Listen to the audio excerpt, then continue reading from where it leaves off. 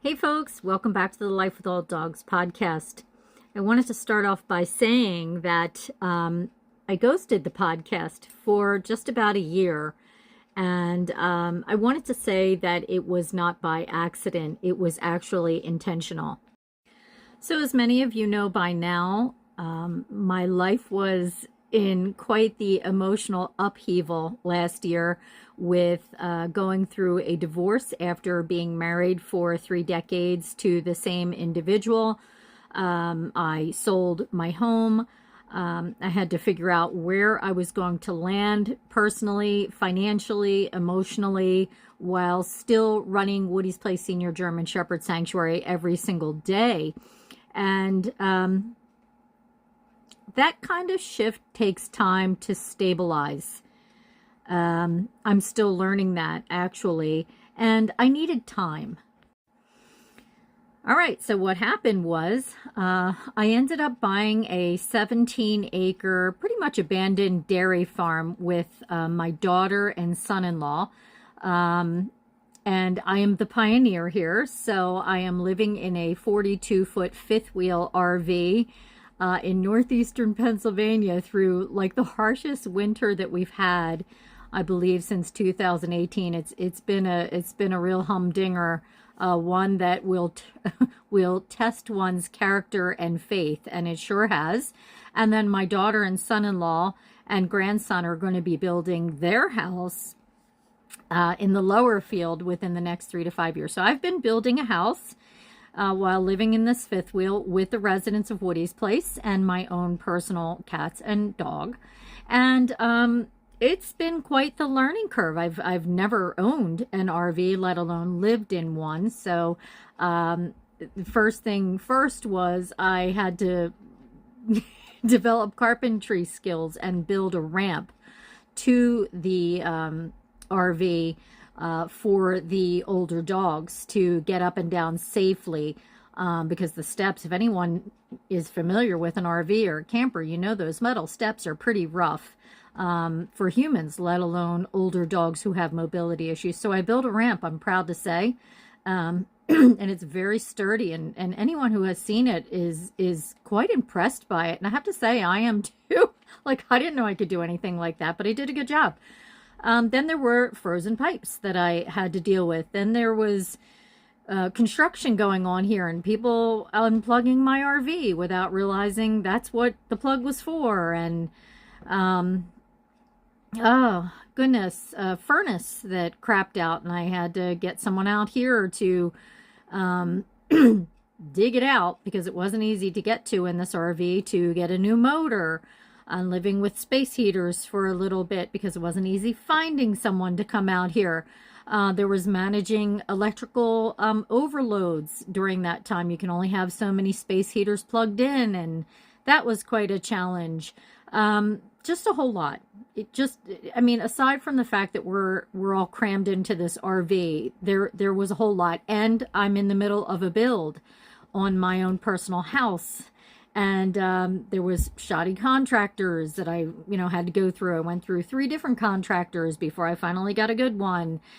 So the build is like 2 months behind, and that has been a challenge in and of itself.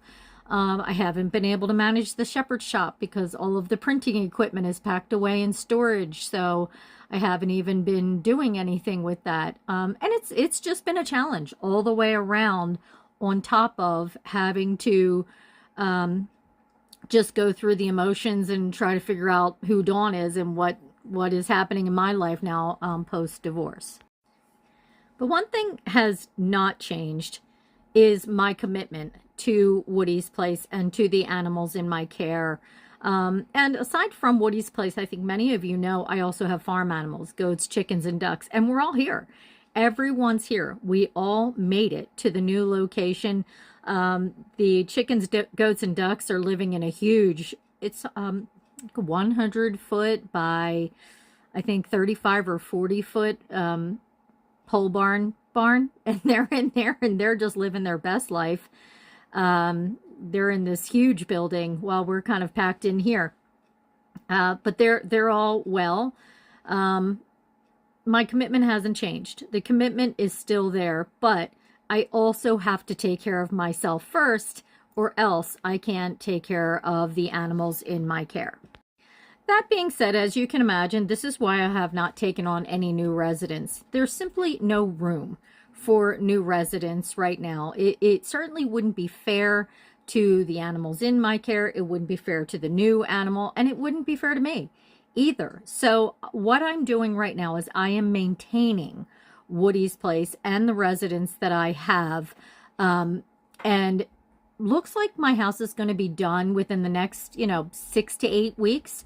And once I get situated in there, then I can direct my attention back to the Woody's Place expansion. So the building I was just telling you about, the 100-foot by 35 or 40-foot pole barn building, I'm going to take 2/3 of that, maybe even a little more, to turn into the new Woody's Place building that I've been talking about. It's going to look a little different than the plans that I had originally drawn up, but it's still going to be a great size. It's going to be a very home-like environment, not with cages and kennels. It's going to be a home-like environment, and I'm literally going to be able to walk from my back door directly into that building. There's only about 2 feet between that building and the back of my house. So I'm literally having something built over top of that 2-foot space and enclosing that in, where I open one door and just walk right into the other. And that building also has another exterior door for people when they come to visit to walk in and out of without coming into my personal space, which for me, that was becoming an issue. I just wasn't thrilled with people walking in and out of my personal space to visit the Woody's Place residence or to volunteer. Lines definitely got blurred there, and I was not a fan of it at all. So this is going to be great moving forward. Woody's Place will have its own building and its own space, and I will be able to maintain my own privacy and my own space, which I'm really looking forward to. So why is that important to me? Well, I've also been very, very candid about the fact that I'm a neurodivergent and I do have ADHD. That is, I'm a highly functioning autistic person with attention deficit disorder, which causes me a great deal of anxiety. And I'm not always thrilled with being around people on a regular basis. So I need that little bit of division. I need to be able to allow volunteers to interact with the Woody's Place residents without me being present 24/7. And in my old house, there was no way I could do that. And I felt overwhelmed and depleted all the time. And I also work. So there was just no time for me in that equation. And moving forward, I've been completely candid about the fact that I am going to be putting myself first. And this is something else I want to shine a light on moving forward. And I started talking about it in the last couple of episodes of the podcast about... So something I started talking about in the last couple of podcast episodes last season was humanizing people behind animal rescue, because I feel like this is lost. When I go on social media, I see things I don't like. I see fellow rescuers getting bashed, trashed, and dehumanized for not doing what people behind their keyboards think they should be doing. And I want those folks to know there are real people behind animal rescue with real life situations going on of their own. Last year, I lost a fellow rescuer to cancer, and she didn't take care of herself. Rescue was everything to her. It was absolutely everything to her, but she lost her life, folks. She lost her life. And those animals ended up suffering as well, because then they were displaced. All right? People who do rescue do it out of kindness of their heart, the kindness of their heart. I love it. I don't know what else I would be if I wasn't an animal rescuer. But as I get older, I realize I have got to take care of me first, or I can't take care of the animals in my care or the ones in need of placement after that. And I want to shine a spotlight on that moving forward, People in animal rescue are humans with real lives of their own that not only they have to address, they want to. There's things they want to do. I see other fellow animal rescuers getting bashed because they take a vacation. This is ridiculous. It's absurd. Okay? And I want it to stop. All right? So I went through, like I said, a divorce, a major life shift. I am happy to say that Mr. Woody's Place and I are on very good terms. We really are.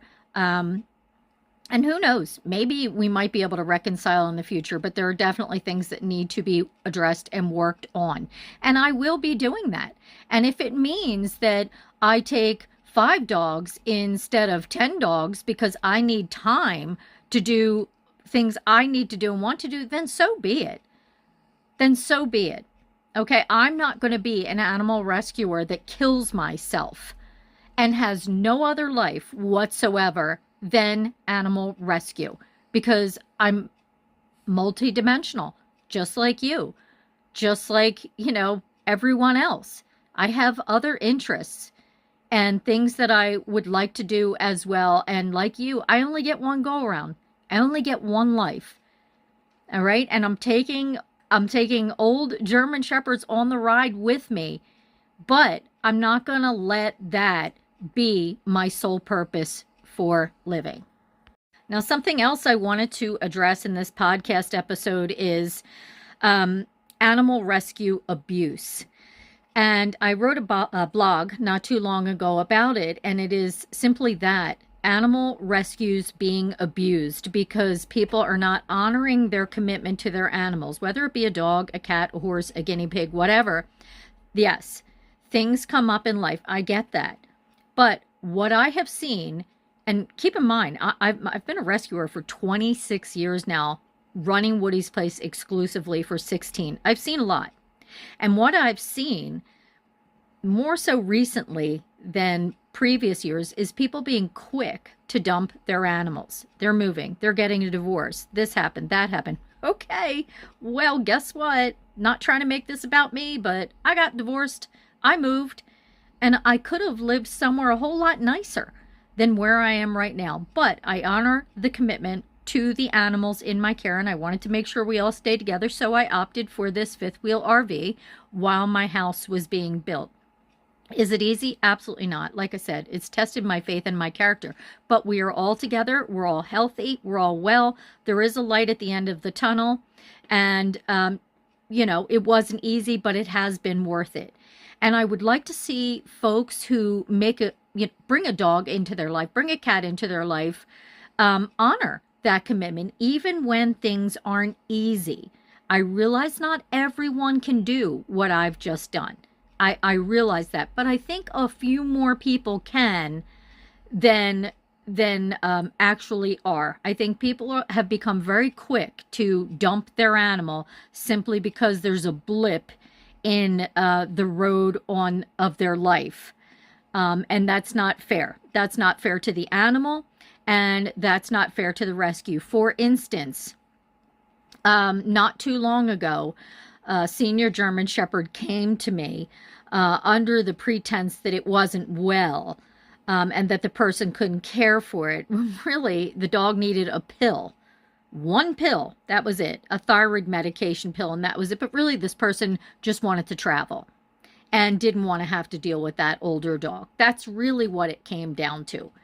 And I actually had words for that person when all was said and done, when I finally was able to see what was going on. Actually, not to get too much into it, but I received information from someone else that said, here's why you actually have that dog. It's not because the dog is sick. And I was able to put 2 and 2 together, and it really infuriated me. Because not only was that dog a great dog, that dog ended up getting displaced at 10 years old and did not deserve it. Didn't deserve it at all. And just wasn't happy about it. So anyway, enough of that. I think more people could keep their animals, even though things might not be easy for a little bit. But the bottom line is there seems to be a comfort issue in our in the United States right now, where everybody just wants to be comfortable. I shouldn't say everybody. I shouldn't make blanket statements like that. People want to be comfortable, and they don't want to experience discomfort. And if something might cause discomfort, like keeping a dog and maybe going to one apartment that they really don't want, but they can have that dog there, they would rather go to a nicer apartment and not have that dog, so then they get rid of the dog. And you get the point. You get the point. I'm not trying to pass judgment. I'm not trying to blame. I am certainly trying to educate. Animals are family, and family requires endurance sometimes. That's my point. All right, so here I am, not in a studio, literally sitting in a fifth wheel RV. I don't even have my fancy microphone. I don't have a soundproof room. I have dogs and cats all around me and a space heater going, and who knows, there might even be a knock on the door from a construction worker. But this is real life. I'm not waiting anymore. I'm just going to record right here in the RV.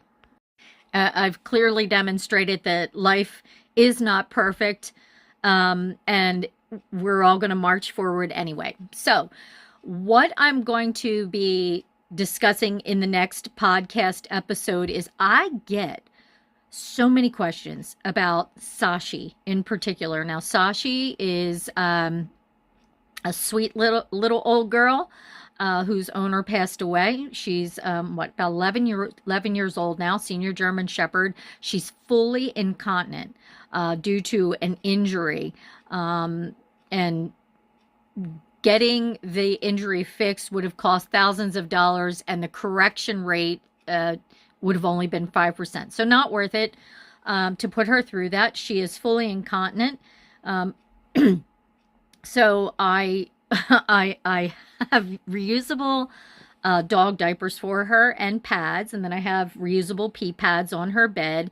I also use disposable diapers at night, or if I'm going to be out for any extended period of time, I'll use a disposable and a reusable diaper on top of her. There's a lot of cleaning that goes along with her, and blow drying. I have an excellent grooming blow drying tool to make sure she's nice and dry back there. But then there is the issue of the health of her skin and around her genitalia, to make sure that she's not getting any infections. She's susceptible to bladder infections if she's not kept clean. So there's a whole lot that goes into caring for an incontinent dog, whether it be a senior or not. And again, I get a lot of DMs about that. So I'm going to record a podcast about that and include a blog post that I wrote a while back about caring for incontinent dogs. All right, so I'm going to wrap this up. This past year has been a stretch for me. 2025 and so far into 2026 has been a stretch for me personally. There's been a lot of emotional upheaval. There's been a lot of tears that have been shed and wondering, what the hell am I doing? But it is going to be worth it in the end. Woody's place is still here. The dogs are still here. I am still here. And I am moving forward responsibly, intentionally, and with integrity. Okay, there's no sugarcoating anything here. If you want a curated podcast with a script and all that stuff, this is not for you. This is not for you. This is off the cuff. These are my thoughts. This is me sitting in my fifth wheel RV, not waiting for perfection anymore. Thank you so much for sticking around. I'm super glad to be back, and I'd love to hear from you what it is that you would like for me to cover in future podcast episodes with regard to caring for older dogs in the most holistic way possible. Anything about caregiver burnout, or if you have any questions about rescue or sanctuary, anything of that nature. But anyway, all right. Thank you for being here. Tell your pup I said hi, and be well.